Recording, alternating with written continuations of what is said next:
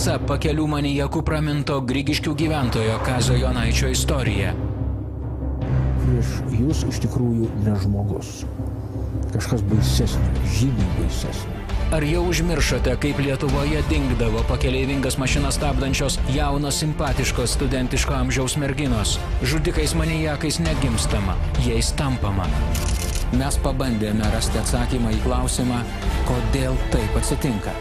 Mane kankina, suprantat, žiauriuoju kankinimu, niekinamu.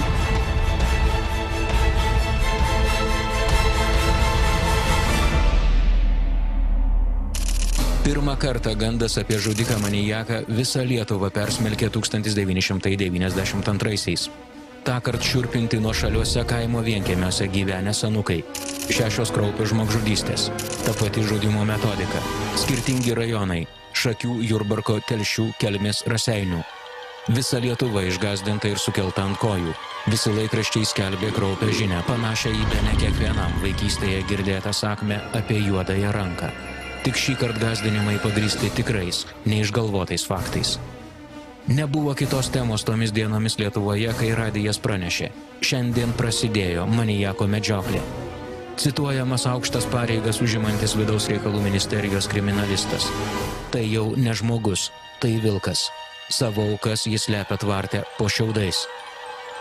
Visi atsipūtė, kai prieš naujuosius metus manijaką sugavo Kauno rajono Užliedžių kaimo gyventojai.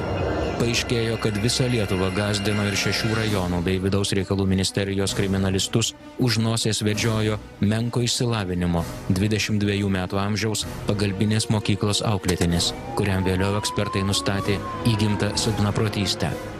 Antanas Varnelis buvo nuteistas mirties bausme ir po metų sušaudytas. Istorijoje apie pirmąjį nepriklausomos Lietuvos žudiką manijaką buvo padėtas taškas. Bet neprabėgo nė 10 metų. 2001 vasarą Lietuva vėl šiurpinama panašiomis laikraščio antraštėmis. Šį kartą skelbiama, kad manijakas medžioja jaunas, simpatiškas, studentiško amžiaus merginas, stabdančias pakeleivingas mašinas. Tas nežinomasis taip ir vadinamas pakelių manijakas. Pagrindinių šalies dienraščių puslapiuose mirga antraštės. Manijakas keliuose pasėjo mirties baimę. Lietuvos rytas. Aiškėja, kad merginos sėsdavo į žudiko mašiną ir dingdavo. Praneša Respublika. Kitaip nei prieš 9 metus šį kartą žudomos jaunos, simpatiškos, studentiško amžiaus merginos. Visi laikraščiai ir visų televizijos kanalų žinių laidos spausdina ir rodo dingusiųjų nuotraukas. Pranešama, kad visos dingusios merginos Vilniuje Savanorių prospekte stabdė pakeleivingas mašinas. Aldona Kirkliauskienė, Vievio gyventoja, tąkart dingusios 25 metų Eglės mama. Jis turėjo grįžti iš darbo kažkur apie 5:30, 6 va tai va, ir nebegrįžo. Ir aš tada kažkaip man taip, nerimas toks labai didelis. Širdis tiesiog jautė, kad kažkas atsitiko. Jie tuomet elgėsi taip, kaip ir visi rūpestingi tėvai vaikams negrįžus įprastu metu. Ir nepaskambinus, kad kur nors užtruks. Jautėsi lygiai taip pat, kaip pirmąjį vakarą jaučiasi negrįžtančių artimieji. Bet jau man vis tiek kažkaip taip neramu ir mes tada greitai iššokom į mašiną, tai buvo gal apie 9:30, dar palaukėm iki 9:30 ir, reiškia, išvažiavom su tėvu ieškoti. Nieko, absoliutiškai. Iš darbovietės Vilniuje į namus Vievyje Eglė dažnai grįždavo pakeleivingomis mašinomis. Visi šeimoje žinojo, kad tai nėra saugus keliavimo būdas. Tėvai apie tai dažnai kalbėdavo su dukra. Sakydavo, Eglė, tu nesėsk, vaikeli, nevažiuok su niekuo. Sėsk tu į mašiną, kur, sakau, važiuoju kai seneliai. Jinai taip sakytų, sakau, mama, aš niekada nesėdu į jaunų žmonių mašiną. Pamatau, kad jau ne viskas, aš pasitraukiu, nebesėdu. Bijau. Ta vakarą, šaltą gruodžio vakarą, nuvažiavę iki Vilniaus ir atgal, bet niekur pakelėje nepamatė dukters. Tėvai grįžo namo. 2000-aisiais mobilusis telefonas dar nebuvo įprasta kiekvieno kasdienio aksesuaro dalis. Eglė jį turėjo, bet tą kartą telefoną buvo palikusi namie. Beveik visą naktį nemiegoję, kitą rytą tėvai nuvažiavo į Trakų policiją pranešti apie dukters dingimą. Manome verta atidžiai pasiklausyti, ką labai dažnai dingusiųjų artimieji patyrė į policijos komisariatą atėję pranešti apie į namus negrįžusį šeimos narį. Kai besiguostų policininkai dėl prasto atlygio už savo darbą, šiuo atveju negalima užmiršti ir neįvertinti, ką išgyvena ir kaip jaučiasi dingusiųjų artimieji. Bet tai policija, tai siaubas dirba. Važiavom, žinokit, budintis buvo policininkas, reiškia, kai jis girtas visiškai ir jis iš manęs net pareiškimo nepaėmė. Įsivaizduoja, ant tokio paprasto suglamžyto lapo parašė, ten kažką truputį. Ir paskui, reiškia, ir jis taip, šaltai visiškai, aš čia, taip, žinot, žiūrau, galvoju, kaip tu čia dabar nieko nerašai, jokio pareiškimo, normalaus, protokolą kažkokį sustatyti, kažką taigi reikia, vis dėlto aš nuotraukas daviau, kad ieškotų žmogų ir viską. Nieko, kai ten visi, man atrodo, po nakties, tai jie ten, žinot, kaip pagėrė gerai ir jiem ten visiškai nerūpėtas. Aktyvūs tėvai skambino ir važiavo visur, kur įmanoma. Po 2 savaičių jiems pranešė, kad dukters paieškos byla nusiųsta į Vilnių, iš ten Elektrėnų policijai. Prasidėjo ilgi nežinios ir laukimo mėnesiai. Ką tuo metu daro dažnas į tokią padėtį patekęs Lietuvos gyventojas? Ieško ekstrasensų. Oi, Dieve mano, kiek aš pas juos buvau pas tuos ekstrasensus, tai čia yra baisu. Kiek pinigų suėjo viskam. Ir ką jums sakydavo? Nesąmonės tokias. Tai per jūrą, reiškia, pervežta, išplaukdyta, tai mašina juoda kažkokią vežė. Tik žinot, kur buvau paskutiniu kažkaip metu. Buvau čia prie Sanatariškių, Braškių gatvė, gal prieš restoraną medžiotojų. Moteris to tikrai pasakė tiesą. Sakė, jinai 25 km nuo namų, link Grigiškių, užmušta, miškeliai, nedideliam biržinėliai ir uždėta šakom, bet jinai grįš. Tai pasakė? Tai pasakė, įsivaizduojate, aš man net vatakis, bet aš žinot kaip, jau čia tiek daug visko prikalbėta buvo, kad jau aš paskui net, nežinojau, kam tikėti, o jinai pasakė, jinai grįš, o aš tada buvau kažkaip prieš Velykas, jinai sako, Velykų 1 dieną šeštadienį, jinai pareis, ne jinai, bet tau praneš. Ir taip ir buvo. Kas buvo toliau, geriau nepasakoti. Yra pranašysčių, kurios geriau jau neišsipildytų. Kai pačiam baisiausiam sapne, šventų Velykų dieną į duris pabeldė policija. Pasakė, važiuojam, reikia atpažinti. Tėvas nualpo. Nukrito visiškai, ten tie vyrai pakėlė, ant sofos pasodino, aš vaistų daviau, o kas važiuoti, turėjau aš pati važiuoti ir važiavau. Šiek tiek arčiau nei 25 kilometrė nuo namų, iš tiesų link Grigiškių, nedideliam beržynėlį, kur dabar stovi tėvų pastatytas kryželis. Tada atrodė taip. Kaip atvažiavau, iš karto, tai žinot, iš karto važiuodama taip keliu, tai pati savo sakiau, Dieve, kad tik tai ne jinai, kad nesvarbu, bet vis tiek visų vaikų gaila, bet kad tik netiesa būtų. Nuvažiavom, tada mane dažnai išleido iš mašinos. Tardytojas liepė, kad dar biškį, nes ten sutvarkyti reikėjo, nes jinai baisiai atrodė. Uždengė jai čia akis taip, nes nieko nebuvo, čia tik tai mėsa, reiškia, likus, o čia išgraužta akis išlestos paukščių. Viskas. Kad beržynėlyje dukra motina atpažino iš drabužių ir batų. Palaikus išsivežė teismo medicinos ekspertai. Kai grąžino, tėvai palaidojo. Ir nė baisiausiam sapne neregėjo, kad patys taps įtariamaisiais dukters nužudymo tyrimo byloje. Tokią versiją tyrėjai privalo apsvarstyti. Bet tai galima padaryti ir subtiliau. Aš nežinau, kad neprisimenu dabar to prokuroro pavardės iš čia Trakuose. Jaunas vyras toks.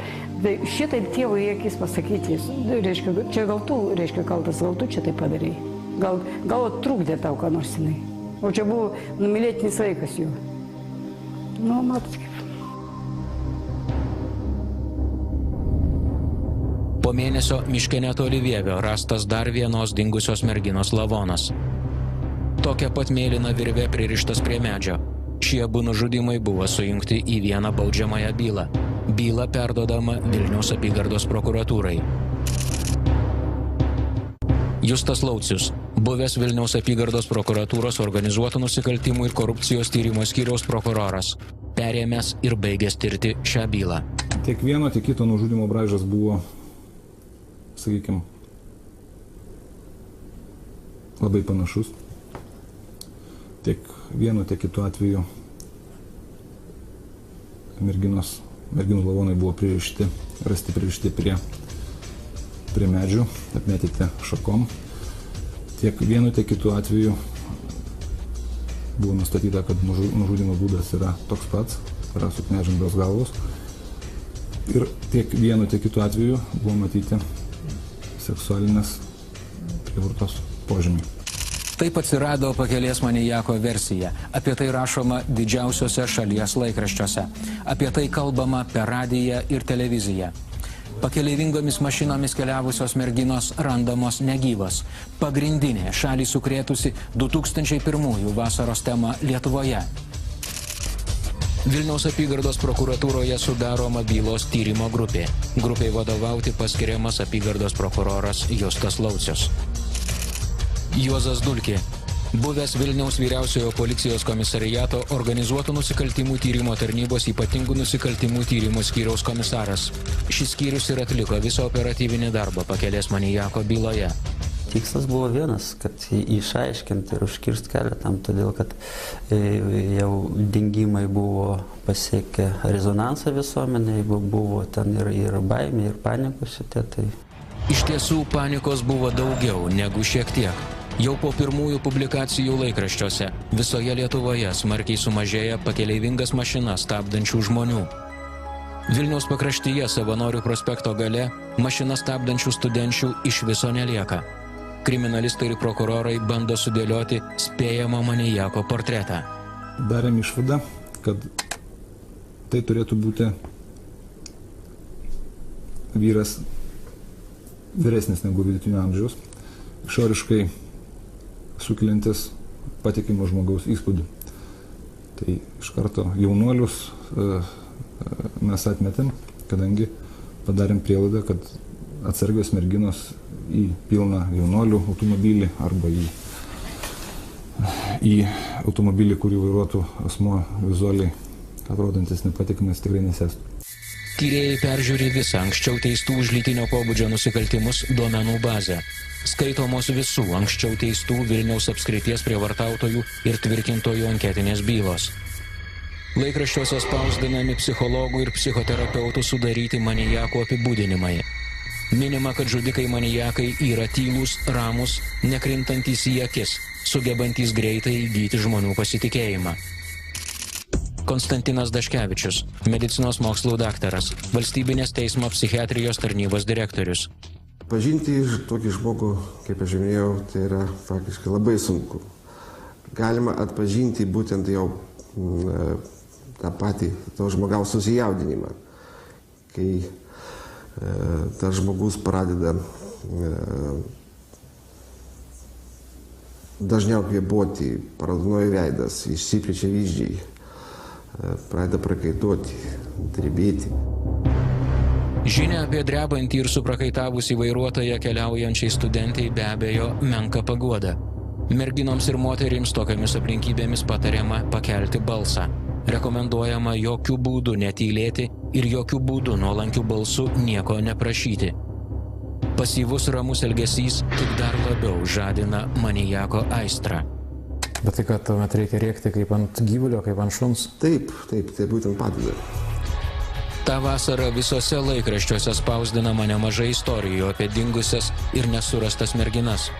Spaudoje dažnai aprašomi atvejai, kai buvo surasti jau apirę, nužudytų, nenustatytos tapatybės moterų kūnai. Su psichoterapeutais konsultuojasi ir bylą tiriantys pareigūnai. Eugenijus Laurinaitis, medicinos mokslų daktaras, psichoterapeutas, Vilniaus universiteto medicinos fakulteto docentas. Na, pirmas ir svarbiausias bazinis dalykas tai yra jo noras valdyti mirtį. Ir tą mirtį jis įsivaizduoja valdas per kitų žmonių žudimą ir tos mirties momento valdymą.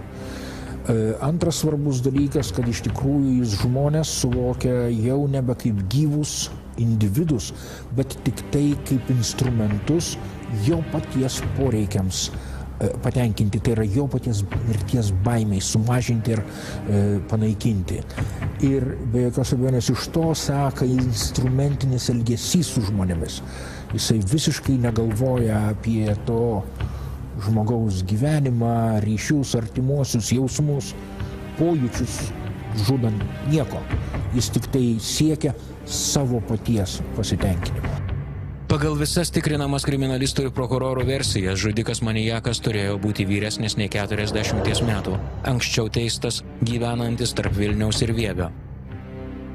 Kasdien trumpėjo sąrašas potencialių įtariamųjų, gyvenančių tarp šių miestų. Darbą sutrikdė žinia, kad paskutinė manijako nužudyta mergina buvo iš Jonavos. Išsiaiškinta, kad lygiai prieš metus tame pačiame kelyje dingo jos artima draugė, gyvenusi ten pat. Manijako ieškota ir Jonavoje. Paieškas 2001 birželį sukonkretino viltinga žinia iš mobiliojo ryšio operatoriaus. Kai buvo nustatyta, kad kartu su kitais daiktais iš paskutinės rastos nužudytos merginos paimtas ir mobilusis telefonas, tyrėjai operatoriaus paprašė pranešti, jei kada šiuo telefonu bus prisijungta prie tinklo ir bandoma skambinti. Taip ir atsitiko. Mobiliojo ryšio operatorius nustatė, kad kelyje tarp Vilniaus ir Grigiškių prie tinklo kriminalistus dominančių mobiliuoju telefonu prisijungta į jį įdėjus vieno abonento kortelę. Kad būtų aiškiau pasakysim, savo kortelę į nužudytos merginos telefoną tada įdėjo Kazio Jonaičio žmonos sūnus. Kazys Jonaitis jo paprašė patikrinti, ar veikia jo nupirktas, kaip tada sakė, naudotas telefonas. Jonaičio posūnis tą pačią akimirką tapęs pagrindiniu įtariamuoju, pagal anketinius duomenis nebuvo panašus į ieškomą manijaką. Be to, juk telefono įtariamasis iš tiesų galėjo nusipirkti. Apie šią šeimą pradedami rinkti duomenys. Kriminalistus labiausiai domina Kazys Jonaitis, antras įtariamojo motinos vyras. Kazys Jonaitis, lietuvis, gimęs 1943 metais Kauno rajone, Algupių kaime. 8 klasių išsilavinimo, profesionalus vairuotojas, 3 kartus teistas, 2 kartus už vagystę, paskutinį už žmogžudystę. 84-aisiais už 8 000 rublių atlygį sutiko nužudyti pažįstamo žmonos meilužį. Lavoną uždarytą automobilio bagažinėje sudegino miške. Už šį sunkų nusikaltimą teismas Jonaičiui buvo skyręs 15 metų laisvės atėmimo. 97-aisiais prezidentūros malonės komisija Jonaičiui suteikė malonę ir į laisvę paleido 3 metais anksčiau. Iš viso Kazys Jonaitis nelaisvėje buvo praleidęs 18 metų. Iš 2 ankstesnių santuokų turėjo sūnų ir dukrą. Galina Jonaitienė, ukrainietė, Kazio Jonaičio bendramžė ir 3 jo žmona, Grigiškių gyventoja. Siuvėja universitete studijavusi teisę, baigė 2 kursus. Pasikorus pirmajam vyrui viena augino 2 sūnus. Už Jonaičio ištekėjo šiam jau atliekant bausmę už nužudymą Alytaus kalėjime. Buvo draugavę ne visus metus. Jonaičių šeimos sulaikymo operacijai buvo ruošiamasi 2 savaites. Buvęs ypatingų nusikaltimų skyriaus komisaras prisimena. Bet čia buvo 2 eilės automobilių. Ne. Į šią vietą Grigiškėse 2 savaitės važinėjo kaip į darbą. Kazį Jonaitį reikėjo sulaikyti su įkalčiu, nužudytos merginos mobiliuoju telefonu. Kitų įkalčių prieš jį tuo metu nebuvo. Kriminalistai laukė, kol juos dominančių telefonų vėl bus prisijungta prie tinklo. 2 savaitės kiekvieną dieną netoli daugiabučio, kuriame gyveno Jonaičiai, pasislėpė, kad niekas nepastebėtų. 2 grupės pareigūnų, organizuoto nusikalstamumo tyrimo tarnybos padalinys ir specialioji kuopa, laukė patvirtinimo iš mobiliojo operatoriaus, kad telefonas aktyvus, tai yra prijungtas. Gavus signalą buvo stabdomi visi per Grigiškes važiuojantys automobiliai. Abu Jonaičiai buvo sulaikyti ir nuvežti į Vilniaus vyriausiąjį policijos komisariatą apklausti. Jonaitis tikino telefoną pirkęs. Kam jis priklausė, nežino. Sužinojus jo biografiją, jo teistumus, patikrinus, pagaliau jam atsakinėjant į mano klausimus, iš jo elgesio, iš jo povyzos, iš išsigandusių akių, iš to viso tokio jausmo, kad taip elgėsi žmogus įspaustas į kampą, nuojauta, kad mes teisingų keliu ėjom, jinai buvo nuo pat pirmų akimirkų. Jeigu nebūtų pavykę surasti daugiau įkalčių, vien dėl telefono Jonaitis būtų išsigynęs. Bet atlikus kratas Jonaičių bute ir 3 jiems priklausančiose garažuose įvairiose Vilniaus vietose, situacija pasikeitė. Kai pražudė tas pats Gopšumas, kai aš sakau, kai jisai daiktus visų merginų, taip pasakysim, daiktus neždavo namo, dalis buvo pas Jonaitinę, dalis garažuose kažkur. Tai iš kiekvieno nusikaltimo mes turėjom po daiktinį įrodymą. Jonaitį pražudė, jeigu taip galima sakyti, jo patologiškas noras kaupti nereikalingus. Visi jo garažai patikrinti kratų metu atrodė kaip sąvartynai prigrūsti nereikalingų ir nebenaudojamų daiktų. Kiekvienos kratos metu, reiškia, mes visų pirma, kas mūsų nustebino, radom ypatingai didelį kiekį moteriškų daiktų. Ypatingai didelį kiekį. Tai tiek rankinukų, tiek kosmetikos, kurie galėjo naudotis, paprastai naudojusi, jaunos moteris. Tai yra ne 50, ne 60 metų, kaip tuo metu buvo Jonaitiniai, kurios akivaizdžiai rodė, kad jos nepriklauso šiai moteriai. Jonaičių bute rasta ta pati mėlynos spalvos virvė, kuria nužudytos merginos buvo rišamos prie medžio. Priremtas prie sienos Jonaitis prisipažįsta nužudęs abi merginas, kurių kūnai jau buvo rasti miškeliuose netoli Vievio. Bet kalnas jaunoms moterims priklausiusių daiktų tyrėjus verčia manyti, kad aukų galėjo būti daugiau. Pareigūnai prisimena, kad su Jonaičiu buvę labai sunku bendrauti. Norėdami ką nors iš jo išgauti, turėjome popinti kaip mažą vaiką, prisimena komisaras. Anot jo, 59 Kazį Jonaitį reikėjo prisijaukinti kaip mažą šuniuką, nors tas palyginimas vargu ar čia tinka. Nežinau, lygis kažkokį tai tų, kur yra žemiausio mikroorganizmų mūsų ar ką, nežinau, kad žmonės tokie nebūna. Kad patartų, kaip bendrauti, tyrėjai pasikviečia vieną garsiausių Lietuvos psichoterapeutų. Pirmas žvilgsnis duoda nepaprastai daug. Ir iš tikrųjų jūs pats buvot pas Jonaitį ir aš pas jį, kai buvau, pirmas žvilgsnis susitikimas. Parodo, kad prieš jūs iš tikrųjų ne žmogus. Kažkas baisesnio, žymiai baisesnio. Bylą tyriantiem pareigūnam teko atidžiau patyrinėti daiktus rastus Jonaičio bute ir garažuose kratų metu. Jaunom merginom galimai priklausę daiktai suvežami į prokuroro kabinetą. Paeiliui kviečiami kelyje Vilnius-Kaunas pakeleivingas mašinas stabdžiusių ir dingusių merginų artimieji. Ir aš pamenu, visi kratų metu surasti daiktai buvo sudėti pas mane kabinete. Tai buvo toks nedidelis toks sandėlys padarytas. Tik rankinės sudėtos vienam kampe, pamenu, tos vietos nebuvo, tai batai ant stalo sukrauti. Ir aš pamenu, kai atėjo iš ta moteris, jinai su nuostaba pažvelgė pas mane ant stalo esančius daiktus ir paklausė, o iš kur pas jūs čia Jurgitos batai? Kur kokie batai? Čia tokie, kur batai? Sako, šitie batai. Jonaitis tuo metu tikina, kad merginų neprievartavęs, o žudė jas išvestas iš pusiausvyros, gindamasis nuo grasinimo jį šantažuoti. Jis ten pripažino vežęs, atlikęs lytinį aktą su viena, su kita mergina. Tačiau teigęs, kad tai yra, kaip čia pasakyti, neprievartiniai lytiniai aktai. Čia iš nepaprasto susidomėjimo jo kaip vyrų ir merginos atsidavė pačios, tik po to atsitiko taip, kad pradėjo jį šantažuoti ir jisai žmogus. Reiškia, būdamas įpykęs, jas nužudė. Tyrėjų tai neįtikina. Jonaitis tuo metu parodo, kur paslėpęs trečios nužudytos merginos kūną. Vėl miškelis netoli Vievio. Ir vėl tie patys Jonaičio tikinimai. Nieko neprievartavau, merginos pačios mane suviliojo. Po to reikalavo pinigų. Grasino ir šantažavo. Reikėjo merginos, kuri būtų buvusi prievartauta ir likusi gyva.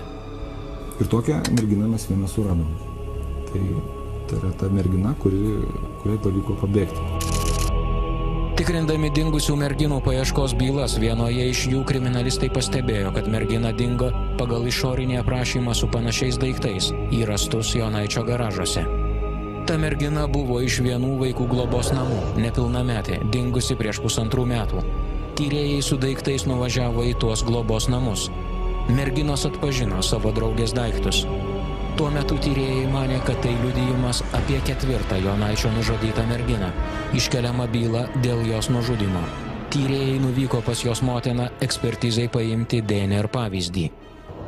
Ir aš dabar pamenu vis tą jausmą, kai policijos nuovada ateina mergina, kur aš tikrai niekada jos nesu matęs, tik iš nuotraukos.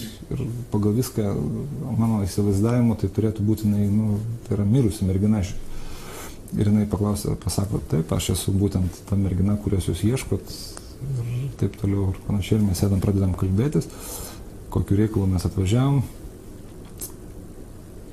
Ir jinai pradeda verkti, visą drebėti.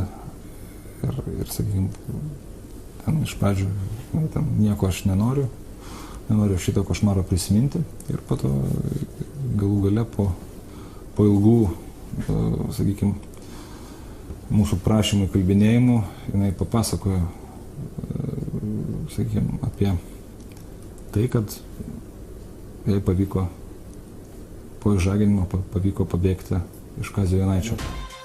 Jonaitis visą laiką ir tardymo metu ir teisme sakė, kad tos nepilnametės niekada nėra matęs, o jos daiktus rastus jo garaže pirko sendaikčių turguje.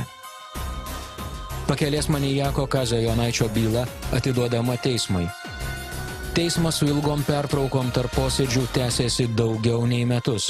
Prieš pirmąjį teismo posėdį Jonaitis bandė žudytis. Jo gyvybei buvo kilęs rimtas pavojus. Ilgai buvo gydytas reanimacijoje. Visi teismo posėdžiai nevieši. Žiniasklaidos atstovams leidžiama stebėti, kaip Jonaitis atvedamas. Prasidėjus posėdžiui, jie turi išeiti. Antanas Jackus, žmogus daugiausiai metų praleidęs kalėjime. 13 teistumų, 47 metai nelaisvės. Teismo pripažintas pavojingų recidivistų. Buvęs įslaptintas liudytojas Petras Kurmelis Kazio Jonaičio teisme. Antaną Jackų šnekinome Pravieniškių gydymo ir pataisos namuose. Laisvėje jis būna tik 3-4 mėnesius. Vėl vagystė ir vėl kalėjimas. Į 30-ųjų metų Čikagos inteligentą panašus 76 metų vyriškis įkalinimo vietose turi dieduko pravardę. Yra gerbiamas. Su Jonaičiu Jackus kurį laiką gyveno vienoje kameroje Lukiškių tardymo izoliatoriuje. Kazio Jonaičio už jo padarytus nusikaltimus kiti kaliniai nemėgo. Muždavo ir išmesdavo iš kamerų. Sakau, Kazimierai, davai pasikalbam žmoniškai. Aš jau tai, sakau, neišmešiu iš tos kamerų, ščiorsniem. Sakau, gal ir aš gausiu į kaktą už tai, kad tave laikiau. Bet, sakau, man gaila tavęs, sakau, bet gali ir ne tu padarei tą nusikaltimą. Mes prisėdom vakare, prie lovos, kiti dar 3 žmonės. Ir jis pradeda pasakoti. Ir žinote, aš jums pasakysiu, man piktumas jau pakilo, kada jis pasakoja su tokia šypsena, su tokia didelė pasitenkinimu, kaip jisai užmetęs virvės kilpą ant kaklo, užtraukdamas ją, kada jinai sudarguoja, gulėdama moteriškai, žinot, prieš jis to pasitenkindavo. Suprantate. Po to, reiškia, jos maldavo jo, prašydamos, palik, tėvelį, palik mus gyvas, nes turim motinas, reiškia, grįžt norim. Kartu su Jackumi teisme prieš Jonaitį liudijo dar 2 kaliniai. Retas atvejais teismų praktikoje. Bet to, ką padarė Kazys Jonaitis, netoleruoja net didžiausi nusikaltėliai. Aš pasibaisėjau, galiu pasakyti jums atvirai, ir man į širdį krito, kad žudikas neturi būti laisvėje, jis turi mirti kalėjime, kaip žvakė turi degti, paskui užgesti ir jau taip turi užgesti.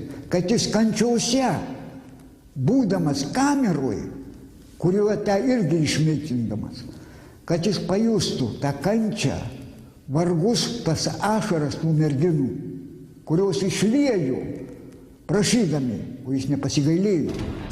Antanas Jackus papasakojo, kas tuomet vyko neviešose teismo posėdžiuose. Iš jo liudijimo galime tik įsivaizduoti, kaip sadistiški ir brutalūs Kazio Jonaičio įvykdyti žudymai, jų aptarimai teismo salėje, nuotraukų ir filmuotos medžiagos iš parodymų patikros vietų veikė proceso dalyvius ir teisėjų kolegiją.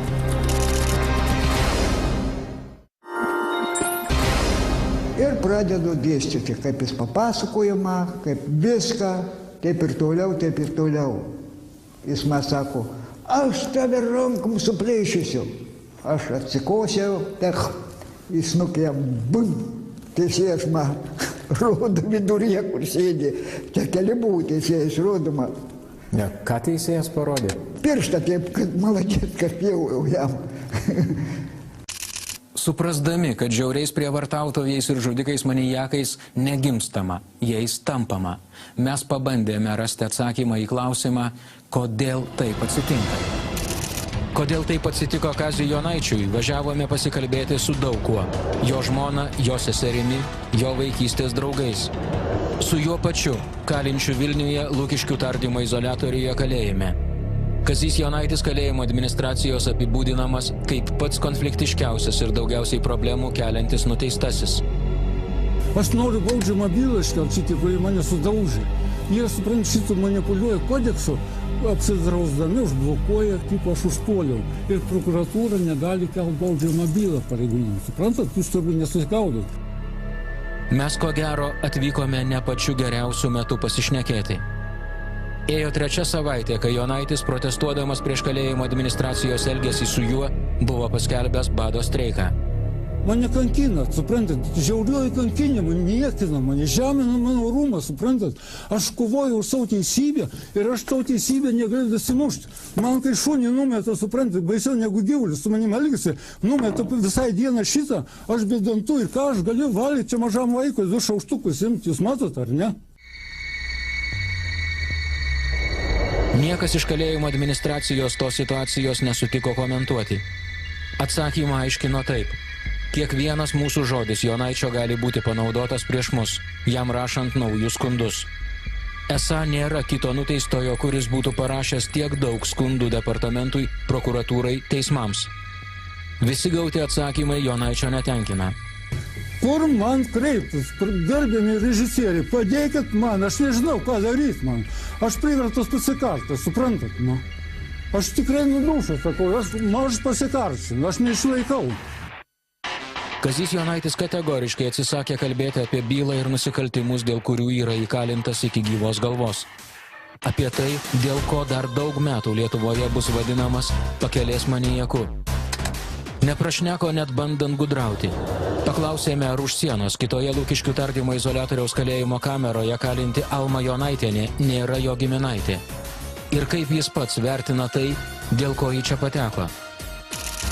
Alma Jonaitienė, mergautinė pavardė Bružaitė. Pirmoji moteris Lietuvoje nuteista kalėti iki gyvos galvos. Šią bausmę 2008-aisiais jai teismas skyrė už savo 2 sūnų, 12-mečio Manto ir 8-mečio Tomo nužudymą. Savo namuose Kelmės rajone. Nėra žodžių, man pasakyti, pavyzdžiui, čia yra, nežinau, čia yra, suprantat, vaikai, tokie vaikai, taigi po kelių metų jai pagalba, pačiai galėjo padėti, suprantat, ne mergaitės, čia tiesiog nežinau, čia yra, trūksta man žodžių, suprantat. Man netelpa į mane, suprantat, vaikus man būtų geriau, aš būtų ten davęs, tiem vaikam šalpą kažkokią. Suprantat, jau vienam kiek ten 14, 12 buvo, kitam 8, taigi jie jau patys į savo gyvenimą išeitų. Nu, kaip ten netrukus. Jūs smerkia tai? Man nesakau, aš nežinau, kaip taip galėjo padaryti. Savo, kaip sakai, kokį gyvuliukus. Tai man iš vis nesakau. Aš pasakiau, kaip sakai, neigiamai. O Kazy, tada kaip jūs vertinat tai, ką jūs su to merginom padarėt? Ne, tai jūs man, jūs einat į man provokaciją nekėt, reiškia. Man dabar einam, kas reikia, atlikim gerai. Laima Lavastė, rašytoja ir žurnalistė, 2007-aisiais, prabėgus 4 metams po kelių manijako teismo, Lietuvos Ryte rašė apie Kazio Jonaičio gyvenimą ir bandė išsiaiškinti, kodėl tas, jo žodžiais į kalėdų senelį panašus akiniuotas vyras, tapo žiauriu prievartautoju. Žurnalistė turėjo galimybę Kauno rajone apie Kazio vaikystę pasikalbėti su jo mama, tada jau sulaukusią 90 metų. Jinai papasakojo, kad Kazys buvo pirmasis sūnus iš šeimoje, iš 7 vaikų, ir buvo labiausiai tėvo nekenčiamas vaikas. Kad tą mažą vaiką tėvas tiek muždavo, kaip nesakė, tais, kaip čia, kur arklius kinko, kas jūs apynasriais ir balnu ir kumščiais, kad pilna troba būdavo tų kraujuotų skudurų. Nekentė tiesiog šito vaiko. O tas vaikas 4, 5, 6 metų jis tik slėpėsi nuo tėvo, slėpdavosi kamputyje ir nepaėgė pasipriešinti. Antanina Bučienė, Kauno rajono gyventoja, Kazio Jonaičio sesuo. O kodėl tėtis Kazio nemėgo? Ne tik Kazio, iš visų berniukų. Kad sakyčiau, kito vyru tas vaikas būtų, nes to paties tėvo, kraujas, nežinau. O ką, ar mama neužtardavo, neužstodavo? Ką ta mama išeidavo į Vilkiją? Lieka vaikai vieni, mes, da mažiukų buvo. Mes vaikai mažučiai, taigi mes irgi be pietų, žinokit, buvome. Garsus psichoterapeutas paprašytas atsakyti į tą patį klausimą, kodėl tokiu tampama, daugiausiai kalbėjo apie šeimą, kurioje užaugama.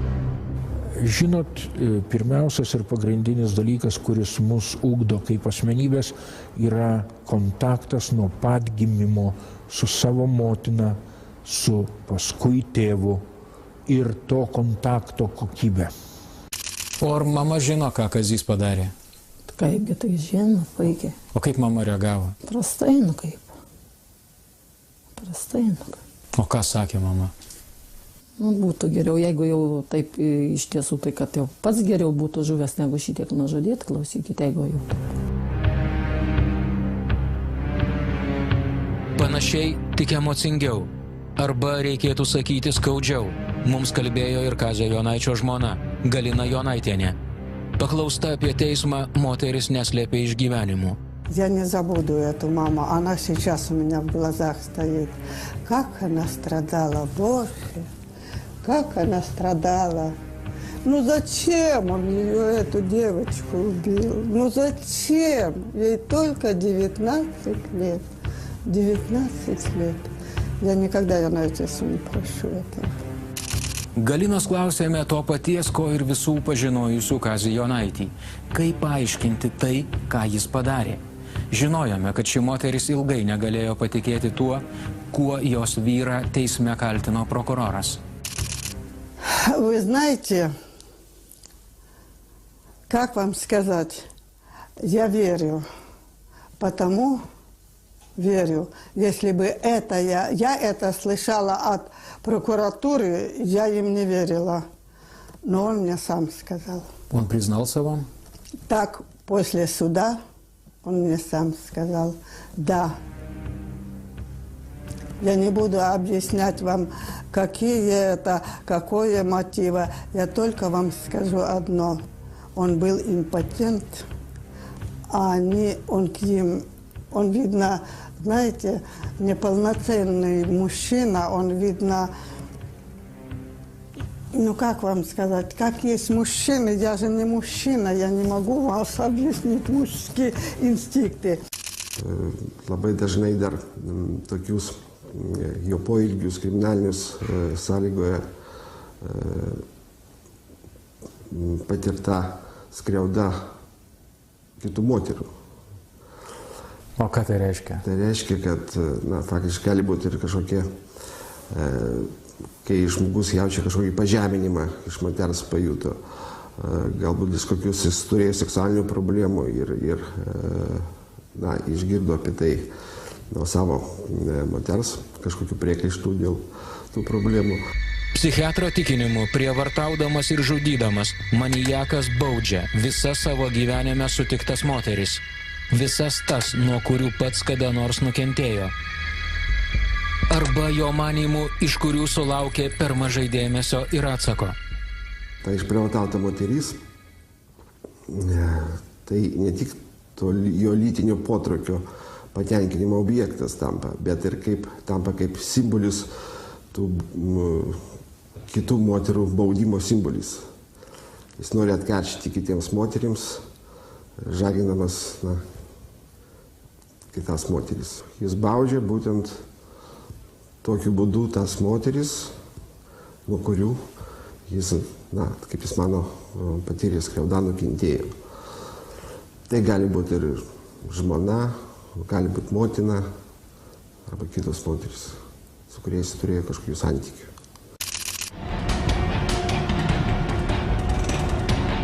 Jeigu manijakas jam vienam suvokiamų, iškreiptų būdų baudžia jo praeityje, pradedant vaikystę, nemylėjusias moteris, kuo čia dėtos tos jaunos, pakeleivingus automobilius stabdžiusios merginos, pakelėje ranką pakėlusios būtent tuo metu, kai pro šalį važiavo manijakas? Ačiū Dievui, kad turiu kur nueiti. Nors kapelis yra, kaip yra žmonių, kurie visai nežino, kur vaikai. Baisu.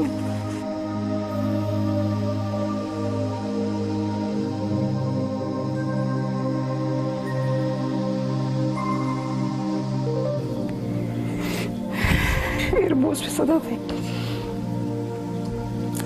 Ką darysi? Toks jos likimas galbūt. Nežinau, kaip pasakyti. Už 4 merginų išžaginimą ir 3 nužudymą teismas Kazį Jonaitį 2003-aisiais pripažino itin pavojingų recidyvistų ir nubaudė kalėti iki gyvos galvos, bausmę paskiriant atlikti ištisai kalėjime. Galina Jonaitienė už tai, kad naudojosi nužudytų merginų asmeniniais daiktais, žinodama, kad juos vyras galėjo įsigyti vykdydamas nusikaltimus, nubausta kalėti 3 metus, bet nuo bausmės atleista pritaikius amnestiją. Mus Galina Jonaitienė tikino visada neigusi, kad tai žinojo. Kitą ketvirtadienį labiausiai Lietuvą sukrėtusi tėvažudystės istorija. Nužudyti tėvų savo sesę 10 metų. Ar prisimenat, gerai besimokantis abiturientas Biržų rajone prie namo šulinyje užbetonavo abu tėvus ir sesutę. Policijai pranešė, kad jie dingė be žinios. Tada laikraščiai iš jo padarė herojų, kuriuo Lietuva žavėjosi. Vaizdas buvo žiaurus. Kodėl ryžtamasi tokiam žingsniui? Toj šeimoje santykiai buvo labai sudėtingi. Kitą ketvirtadienį visa Mindaugo Daunoro istorija. Sukrečianti šeimos drama.